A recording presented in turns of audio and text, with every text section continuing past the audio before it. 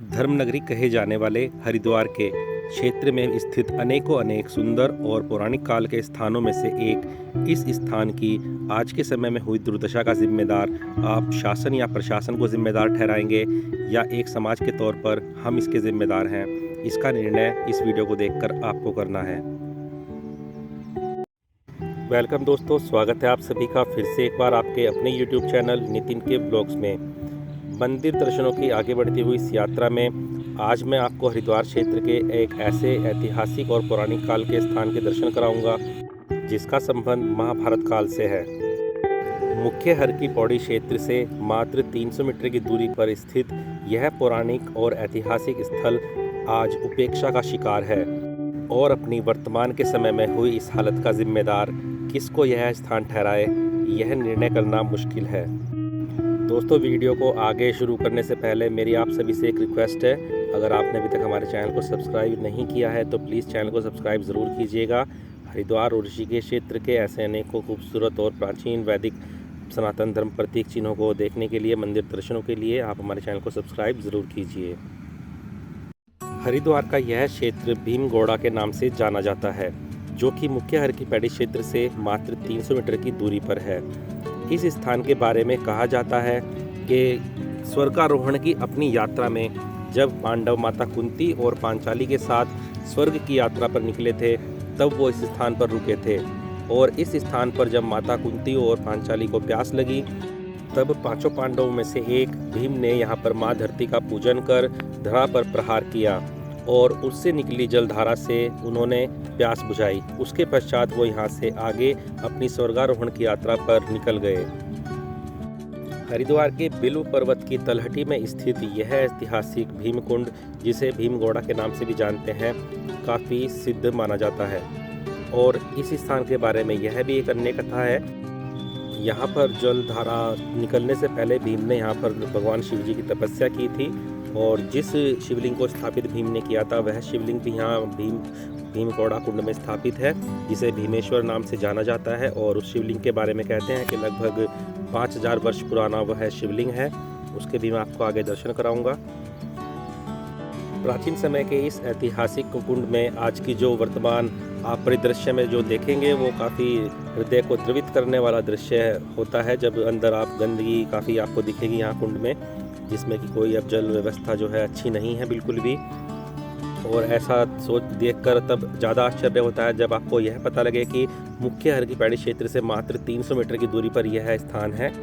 भीमगौड़ा कुंड के इस क्षेत्र में आप सबसे पहले जो दर्शन करेंगे भीमगौड़ा कुंड के, वो अंदर यहाँ पर एक छोटा सा मंदिर बनाया गया है जहाँ पर कुछ मुख्य प्रतिमाएं स्थापित हैं और एक छोटा सा मंदिर और भी स्थापित है इसमें ऊपरी तल पर, जिसको पांडव मंदिर कहते हैं, जहाँ पर मुख्य सभी पांडवों की प्रतिमाएं और माता द्रौपदी और पांचाली की प्रतिमा भी स्थापित की गई है। यहाँ पर एक शिवलिंग और है जिसे 11 रुद्र शिवलिंग कहा जाता है।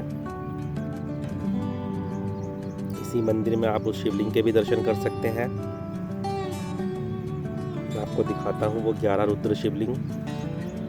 यह जो आप सामने देख रहे हैं यही वो 11 रुद्र शिवलिंग है जिन्हें भगवान शिव के 11 रुद्र अवतार माना जाता है। मुख्य जो इस क्षेत्र का जो स्थान है, यह वहाँ वो स्थान है जहाँ पर भीम ने अपने घुटने से प्रहार किया था। घुटने को ही जो है शुद्ध भाषा में जो ग्रामीण क्षेत्रों की परिदृश्य भाषा है उसको गौड़ा कहते हैं। और उस जगह को भीमगौड़ा कुंड का जो मुख्य स्थान है जहाँ पर अपने घुटने से भीम ने प्रहार किया था, वहाँ पर जो जल स्रोत फूटा था उसको गुप्त गंगा कहा जाता है, जिसमें कि आज भी जल है और काफ़ी साफ और स्वच्छ मात्रा में वह जल है। यह वो पांडव मंदिर है जहाँ पर पांडवों की माता कुंती और उनकी जो पत्नी थी पांचाली, उनकी प्रतिमा है यहाँ पर। इसी मंदिर पर से बाहर निकलकर आपको बाईं ओर जब नीचे जाएंगे वो भीमगौड़ा स्थान देखने को मिलेगा मुख्य, जहाँ पर भीम ने अपने घुटने से प्रहार किया था। आज भी इस कुंड में काफ़ी साफ और स्वच्छ मात्रा में यह जो जल है उसको देखकर आश्चर्य होता है। और अभी भी यहाँ पर जो आने वाले श्रद्धालु कुछ आते हैं दर्शनों के लिए, वो इस कुंड के जल को निकालते हैं और उसका आचमन करते हैं, इस जल को ग्रहण करते हैं।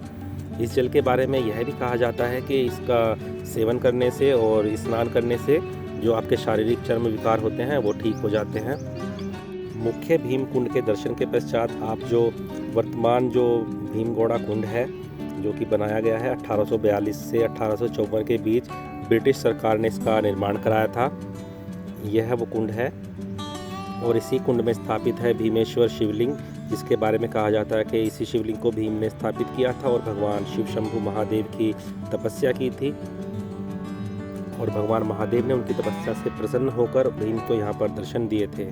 यहाँ के स्थानीय निवासी जो हैं वो बताते हैं कि इस कुंड में जल की जो व्यवस्था है उसको बनाने के लिए ब्रिटिश सरकार ने एक छोटी गंग नहर का निर्माण किया था। इस भीम कुंड में लगे हुए इस शिलापट पर आप देख भी सकते हैं, नारद पुराण में जो इसके स्थान के बारे में बताया गया है, भीम स्थले ततः प्राप्य यह स्नायातः सुकृतिनर भोगान मुक्तव देह देहांते स्वर्गति संवापुन्यातः। अर्थात इस कुंड में जो स्नान करते हैं वह धरती के सभी सुखों को भोग कर मृत्यु पश्चात स्वर्ग को प्राप्त होते हैं। इस खूबसूरत स्थान पर आज के समय में जो यहाँ पर काफ़ी जो गंदगी है इस कुंड में और इसके आसपास के क्षेत्र में, वह एक बदनुमा दाग है इस खूबसूरत स्थान पर। यहाँ पर जो है एक छोटा जो स्थान बनाया गया था जिससे गंगा का पानी यहाँ पर इस कुंड में लाया जाता था, जो ब्रिटिश सरकार ने छोटी गंगा नहर बनाई थी। और इसके ठीक सामने कुंड के वो स्थान है जहाँ पर आप पाइप देख रहे हैं ड्रेनेज सिस्टम का, वहाँ से उस पानी की निकासी होती थी। मैं आपको इस कुंड के भी जो जहाँ पर जल है उसका भी दिखाता हूँ कि कितना गंदगी यहाँ पर इस जल में हो चुकी है। अब इस जल की सफाई व्यवस्था का भी कोई यहाँ पर उचित इंतज़ाम नहीं है, और जगह जगह इस क्षेत्र के जो अतिक्रमण हुआ है, जगह जगह कूड़े के ढेर आपको यहाँ पर देखने को मिलेंगे, जो कि बहुत ही बुरा लगता है देखने में। एक ऐसे सिद्ध स्थान को जो कि पौराणिक स्थल रहा हो और उसकी ऐसी दुर्दशा हो गई हो, तो सच में यह विचारणीय प्रश्न है कि हम इसके जिम्मेदार हैं या शासन या प्रशासन। यह वो यहाँ पर जो दूसरा निकास द्वार था इस जल का, वो इधर के स्थान से था। इस वीडियो को मैं आपसे बिल्कुल भी रिक्वेस्ट नहीं करूँगा कि आप मुझे लाइक कीजिए या डिसलाइक कीजिए, नहीं, लेकिन सिर्फ इतनी मेरी आपसे गुजारिश है कि अगर आपने इस वीडियो को देखा है एंड तक पूरा, तो आप मुझे ज़रूर बताइएगा मेरे कमेंट बॉक्स में कि आप इस स्थान की इस दुर्दशा का जिम्मेदार किसे मानते हैं और किस उपाय के द्वारा हम इस स्थान को सुरक्षित और संरक्षित कर सकते हैं, एक बार इसकी खूबसूरती को दिखा सकते हैं, ताकि यहाँ पर आने वाले श्रद्धालुओं की संख्या में कुछ वृद्धि हो और शासन प्रशासन तक भी हम सभी की बात पहुँचे। और जाते जाते एक छोटी सी झलक मैं आपको एक और प्रथम तल के मंदिर के आपको दिखा रहा हूँ, जिसमें दीवार पर जो है भित्ति चित्र बनाए गए थे, जो कि अब समाप्ति की ओर है, बिल्कुल कुछ स्पष्ट दिखाई नहीं देता है इसमें।